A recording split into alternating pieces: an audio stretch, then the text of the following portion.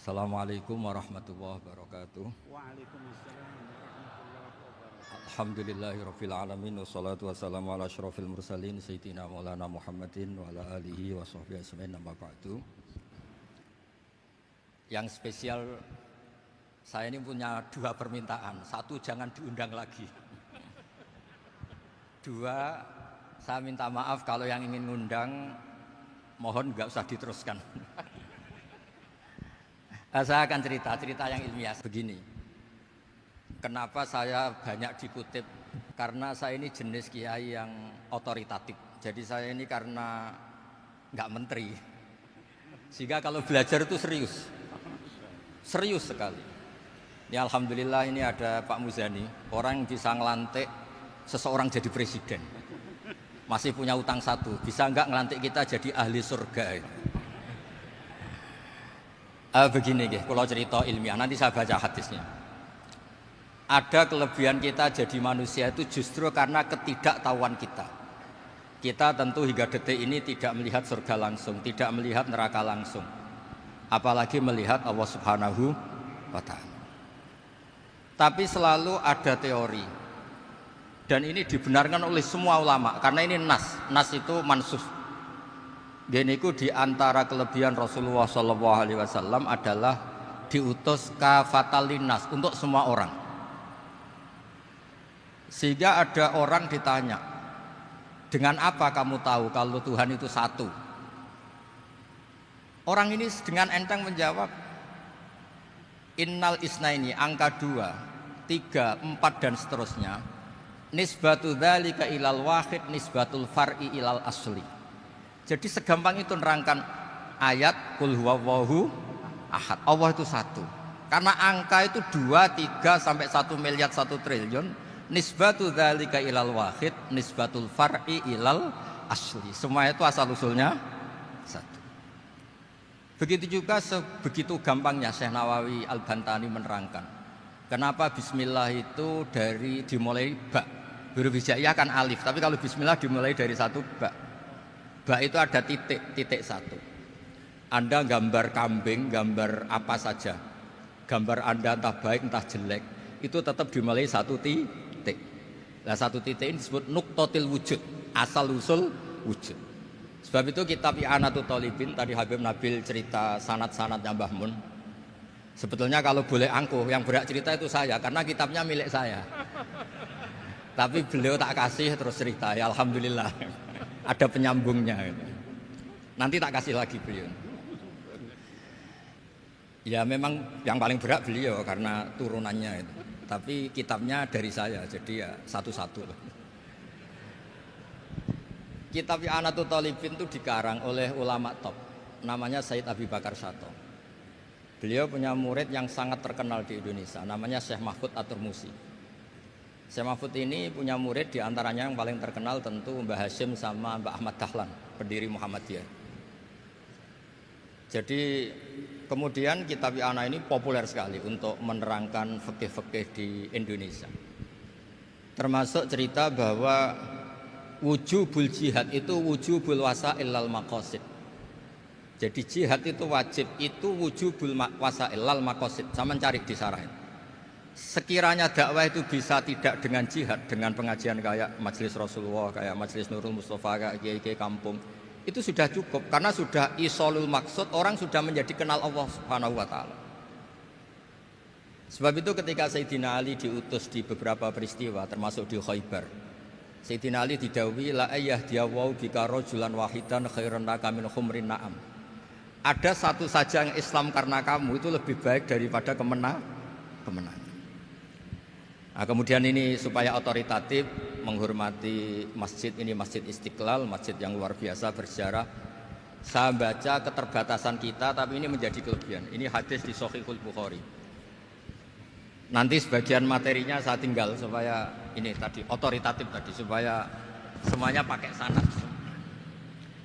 Ini hadis dari Shahihul Bukhari, sehingga Anda tidak perlu tanya ini sahih apa enggak, karena ini di Shahihul Bukhari ikutnya.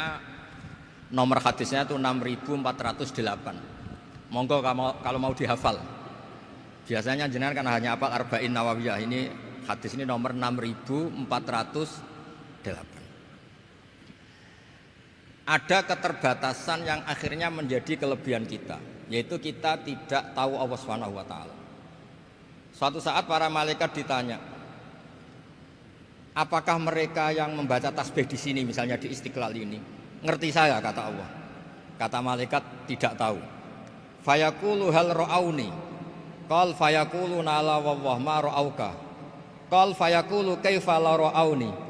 Yaquluna la ra'auka kanu asyadda laka ibadatan wa asyadda laka tamjidan wa aktsara laka tasbihan. Andaikan manusia itu ngerti engkau ya Allah, maka tasbih mereka ini akan lebih dari kita. Saya beri contoh, ini terutama untuk zuriyah Rasulullah SAW. Nabi itu manusia, basar, tapi lakal basar. Nabi ketika muji Allah SWT ini supaya kalau sholat jenengan hayati. Misalnya pertama muji begini, lakal hamdu mil'us samawati wa mil'ul ardi. Kebanyakan di Jawa memang baca pakai rofaknya mil'u, tapi di beberapa sanad dibaca mil'a, itu urusan i'rab lah. Engkau itu saya puji seluas langit dan bumi, seluas langit dan bumi. Seluas langit dan bumi itu enggak keren, karena langit ini tetap mahsurah, as-samawat ini apapun luasnya langit itu tetap terbatas. Bumi apapun luasnya juga terbatas. Apa yang diteruskan oleh Rasulullah SAW? Wa mil'u ma syi'ta min syai'im ba'du. Dan pujian saya ini ya Allah sesuai kehendakmu, sejumlah kehendakmu. Karena ini yang tidak terbatas. Begitu juga ketika Nabi dengan keterbatasan sebagai manusia, bukan sebagai Habibullah, atas nama manusia. Nabi itu punya dua sisi, kadang sebagai basar, kadang sebagai Habibullah. Dan sama-sama penting untuk mengawal Islam ini. Saya ulang lagi, sama-sama penting untuk mengawal Islam ini. Ketika Nabi sebagai basar ngendikan begini, la nuhsi Allahumma lakal hamdu hamda yuwafi ni'amaka, misalnya pakai mukhatab, wa yukafi umazidak. Saya memuji engkau ya Allah dengan pujian yang sesuai jumlah nikmatmu. Wa yukafi umazidak, dan bisa berserasian dengan tambahan-tambahan nikmatmu.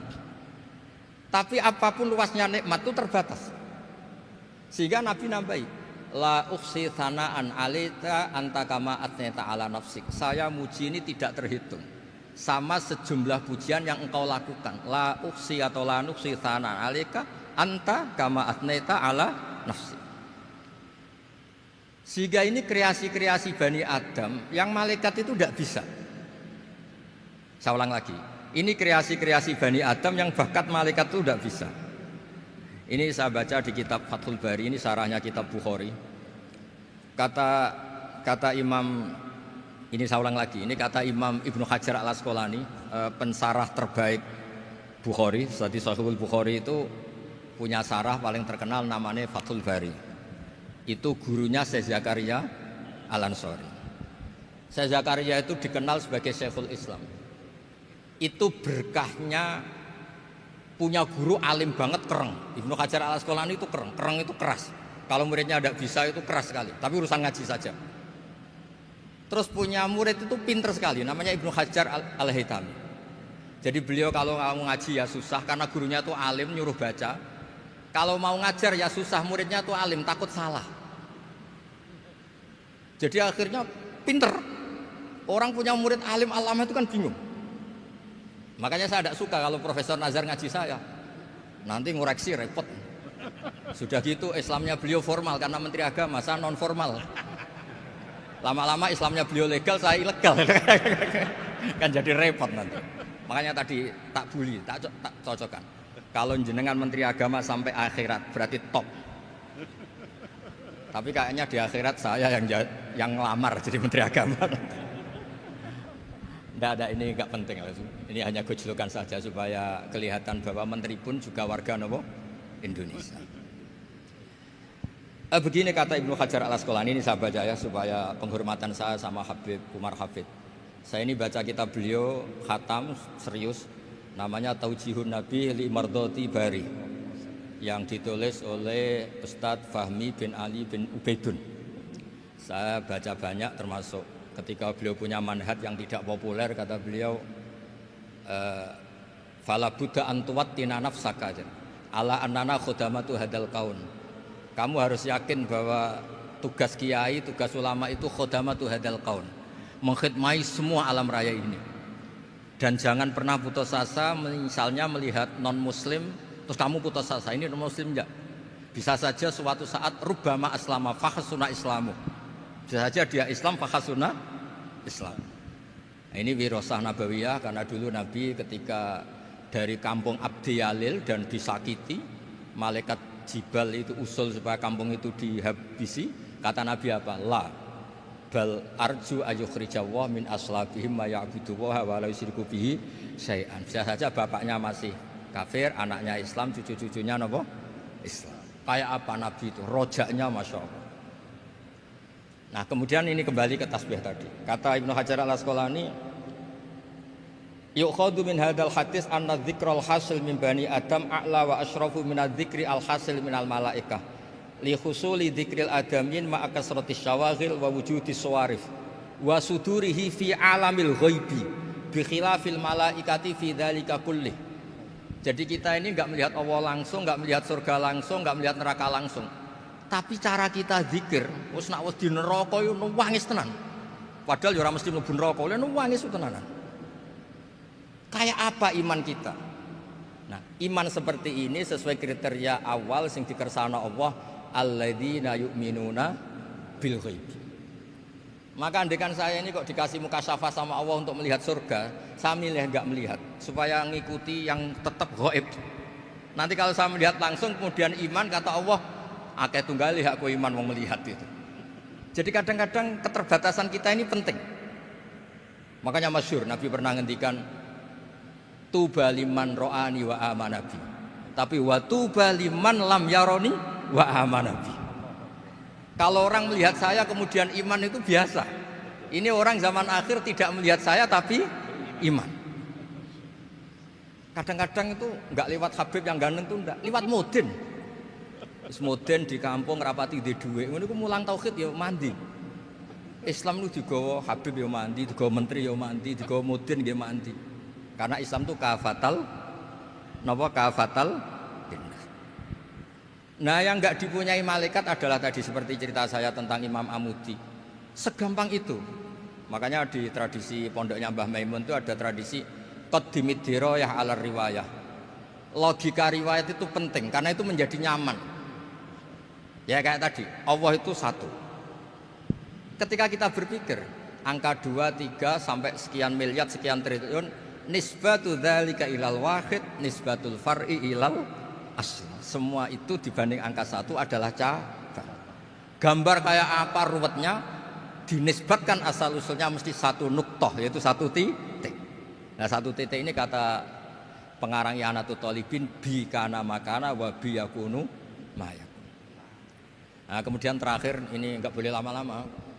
Kalau lama-lama nanti sampean pinternya nyanyi saya, jadi itu sudah. Tapi enggak apa-apa lah. Saya ini termasuk kiai yang sudah diundang. Ini termasuk Pak MPR, enggak boleh ngundang saya. Pak Nusron apalagi enggak boleh. Itu kalau di kampung sama saya hormat, kalau di sini kok kayak menteri gitu. Menteri betul tapi. Lah gurunya dia itu teman saya gitu. Jadi tanya ini kalau enggak percaya. Makanya kalau sama saya beliau cium tangan, saya sebetulnya ya nggak siap dicium tangan menteri itu nggak siap. Apalagi dihormati Pak Nazar nggak siap lah. Nanti dikira minta haji malah repot. repot. Saya ini tadi bisik-bisik itu urusan ilmu tasawuf, ya ada urusannya dengan haji nah. Cocokan. Kenapa beliau suka ilmu tasawuf? Saya kan sering lihat beliau ceramah di TV. Katanya obat Gus obat. Orang kalau belajar tasawuf kan kepenak itu. Kayak wis ahli swarga kan kepenak di tasawuf itu kan memang.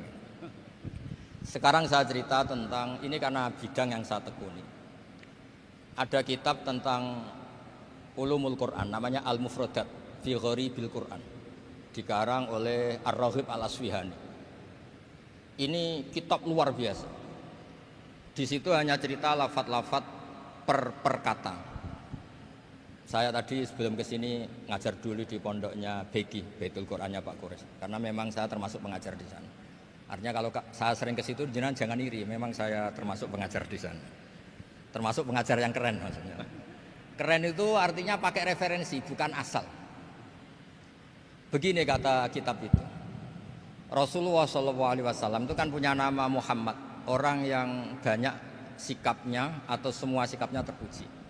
Termasuk ketika sebagai manusia, sama lagi termasuk ketika sebagai apa? Manusia. Sebagai manusia aja Nabi gak pernah salah. Begini kata kitab itu. Nabi-nabi yang keren-keren itu, sama lihat di Ahadits Syafa'ah, itu masih egois. Ketika ada haulul mauqif, ada prahara mauqif, itu semua Nabi bilang nafsi, nafsi, nafsi, nafsi. Ketika dimintai syafaat bilang nafsi, nafsi. Tapi Rasulullah SAW itu beliau ngendikan ummati, ummati. Dan beliau ketika dimintai syafaat kata beliau, sudah, analah, saya bisa memberi syafaat. Kata beliau, fa'akhirru lillahi ta'ala sajidan fayaqulu li ya Muhammad irfa' ra'sak wasal tu'tah wasfa'tu syafa'. Kayak apa hebatnya Rasulullah SAW? Umumnya para nabi melihat akhirat itu sudah akhir dari semua amal. Itu menurut Nabi Muhammad gak keren. Allah itu gak bisa didikte akhirat. Allah itu Tuhan, tetap yaf'alu ma yasha. Jadi gak bisa misalnya sudah akhirat orang nyuwun sewu terus tanya, ya Rasulullah ini sudah akhirat kok jenengan sujud bareng ini gimana? Ini sudah gak darul amal tapi ini darul jaza. Gak bisa. Akhirat gak bisa dibatasi. Karena akhirat gak bisa membatasi Allah, Nabi tetap dengan rileksnya minta sama Allah. Fa ahmaduhu bima hamida 'allamani ya rabbi. Kemudian saat itu saya muji-muji Allah dengan pujian yang luar biasa.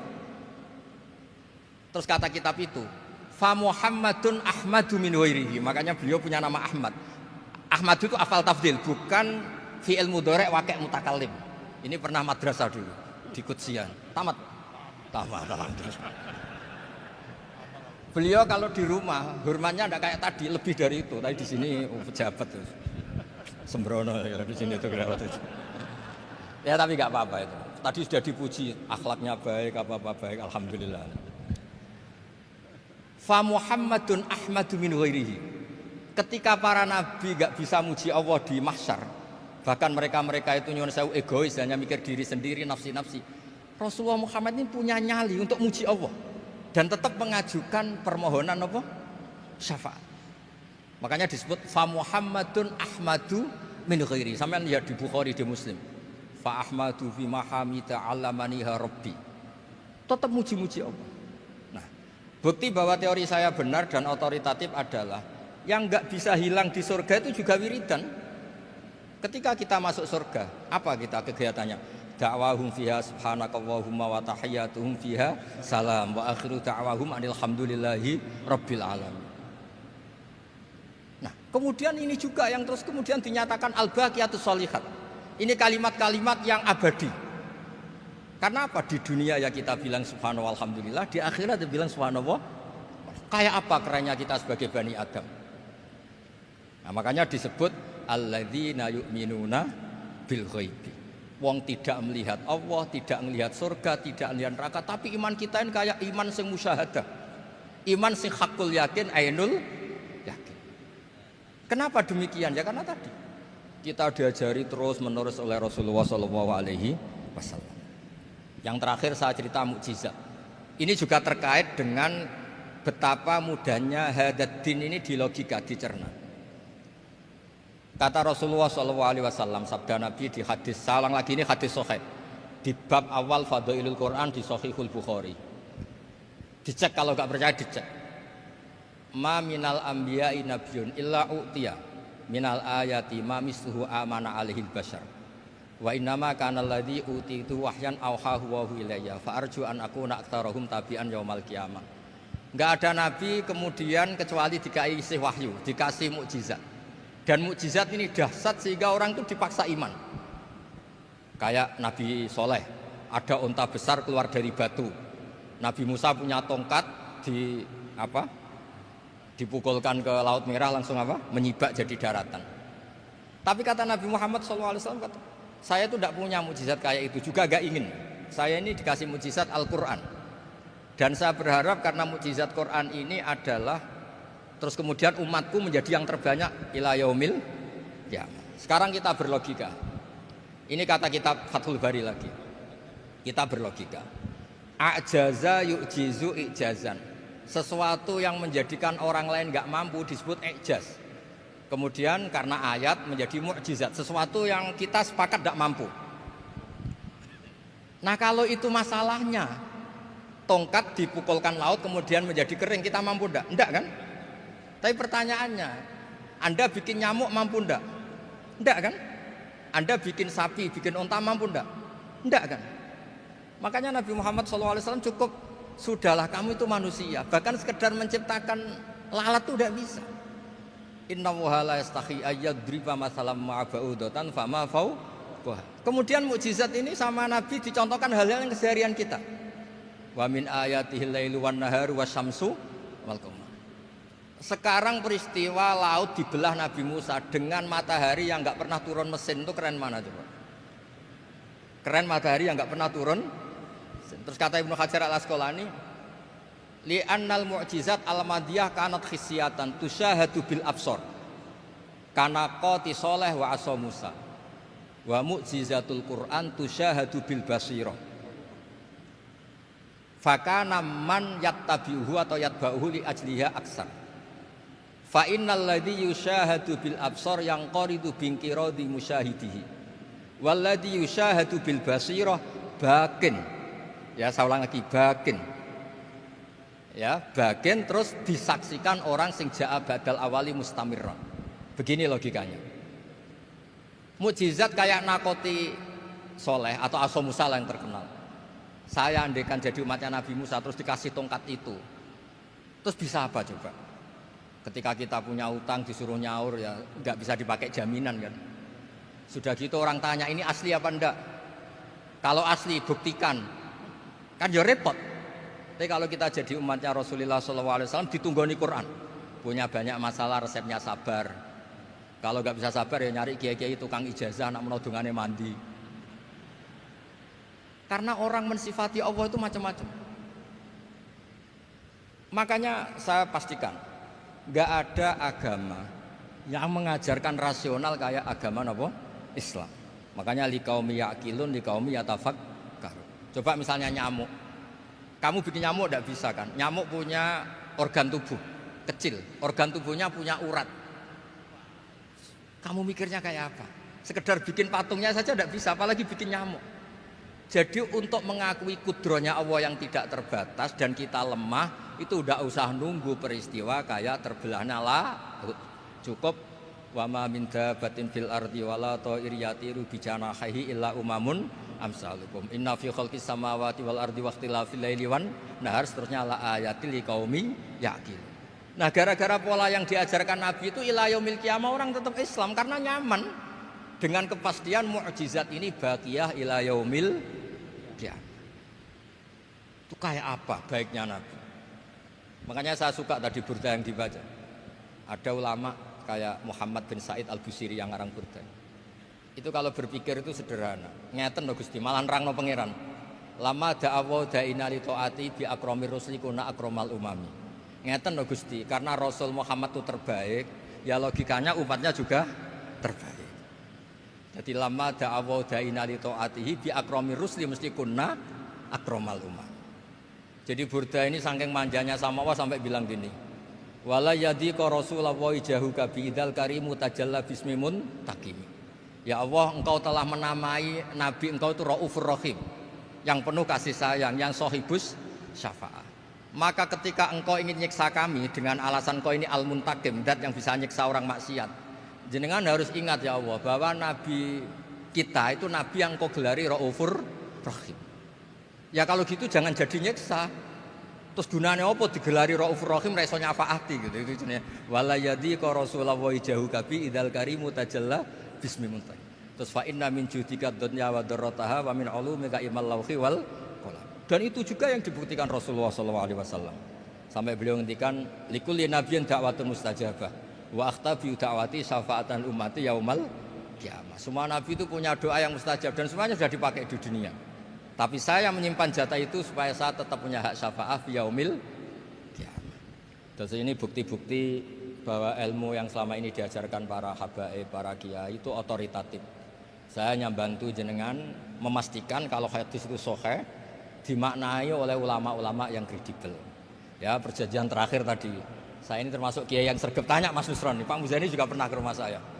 Meja saya itu isinya ya kitab. Habib Nabil pernah ke kamar, isinya kitab.